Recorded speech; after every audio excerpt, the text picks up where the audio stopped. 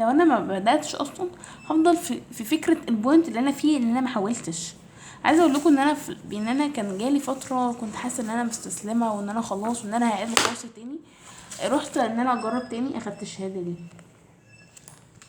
فهو الفكره كلها دي A2 الماني. يعني من الحاجات اللي انا تعبت فيها جدا ان انا اوصل لها، وما جاتش بالساهل بجد بقى. وعلى فكره مفيش حاجه بتيجي بالساهل والله يا جماعه، يعني لو ما تعبتش في الحاجه فعلا ما بتجيش.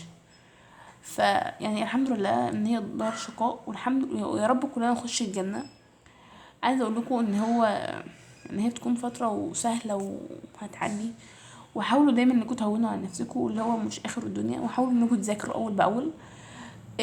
ولو حد مراكم حاجه، اكتر المسجات اللي بتجيلي هي المسجات دي. لو احنا مراكمين هنعمل ايه؟ لو انت مراكم، انت هتجيب ورقه فاضيه خالص، ورقه فاضيه تمام زي دي كده، وهتبدأ تكتب فيها كل حاجة مراكمة عليك.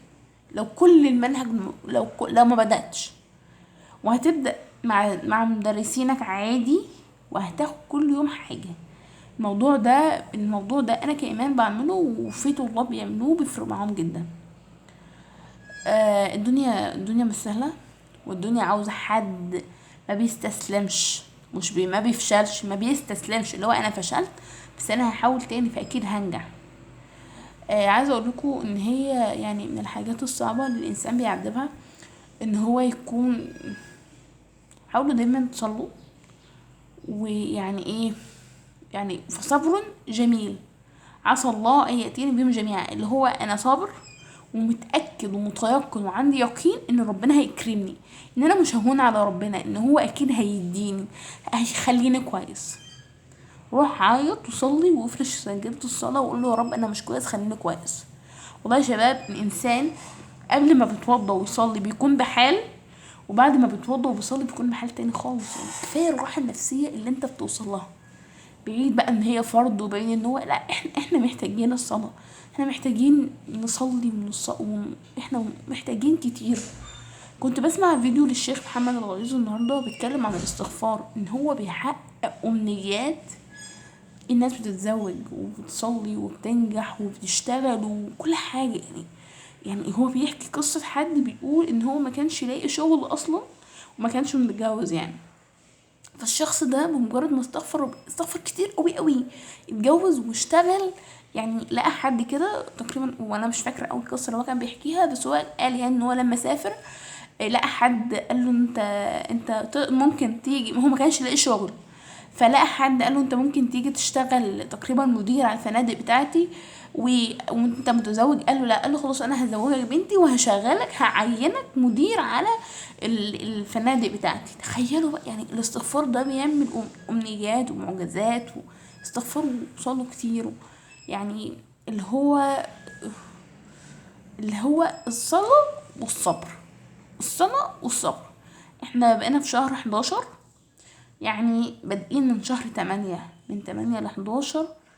اللي يخليك، او اللي خلاك تضيع الوقت ده كله، ابعد عنه.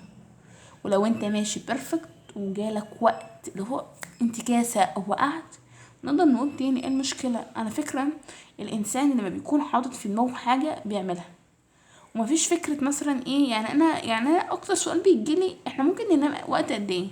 بتناموا يا جماعة؟ يعني احنا، يعني انتوا تقدروا والله تناموا وتذاكروا وتعملوا كل حاجة، بس هو عايز يعني اللي هو عايز ايه. انا مش عارفة الخمار عامل كده بس ماشي.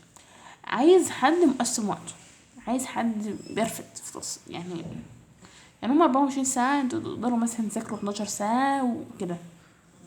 فهو الفكرة كلها ان انتوا قدوها، وان هي يعني عادي هنقدر نعمل كل حاجة. والله يا شباب انا عندي ميد ترم يوم الاحد اللي جاي. انا والله يعني المفروض ان انا اصلا يعني يوم الاحد والتالت اللي هم ان شاء الله جايين بكرة انا مش فاضية فيه. فما اعرفش يعني انا لسه هبدأ. يعني انا فاكرة ان انا لميت المواد بتاعه الترم اللي فات ده كلها، والله كلها، غير الفاينل. ما اعرفش ليه ممكن انسان يوصل المرحله دي، بس انا كنت في المرحله دي. فانا عاوزه اقول لكم ان من الحاجات اللي انا بكون يعني، تخيلوا مثلا يكون يعني متراكمين حاجات كتير جدا، وفجاه كده انتوا بتقدروا تعملوها او بتقدروا تنجزوها. الموضوع بيكون ما تستناش حد يقولك قوم، وما تستناش حد يقولك يشجعك، وما تستناش حد يقولك انك بيرفكت. انت تقدر تقول لنفسك بيرفكت، وما تقولش انت تقدر تعمل كل حاجه وتخلي نفسك هي اللي تقولك احنا كنا قادرين نعملها. اه I can do that عادي. فالفكره كلها ان احنا نقدر نعملها.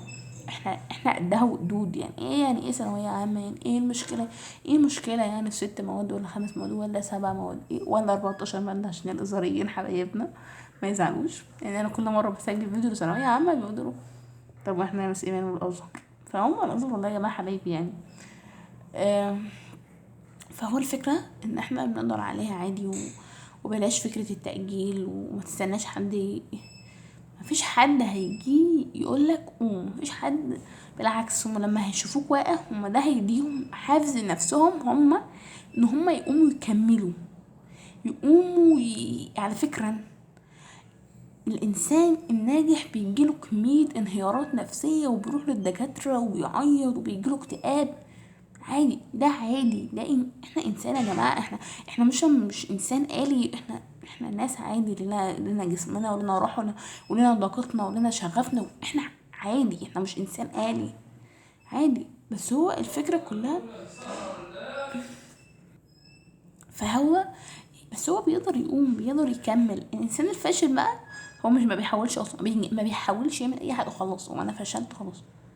لكن الانسان الناجح لا، الانسان الناجح بيحاول مرة واثنين وثلاثة واربعة. مش عارفه اقول لكم ايه اكتر من جمله ان احنا اهلنا بيتعبوا عشاننا، وبيتعبوا عشان يجيبوا لنا فلوس، وبيتعبوا لحياتهم كلنا عشانهم، وبيكونوا عشمانين فينا جدا وبيكونوا حاطين امل فينا. يعني انا كنت قرأت بوست من كام يوم ان في ولد يعني خد فلوس من والده وراح اعمل قهوه. لقى والده جاي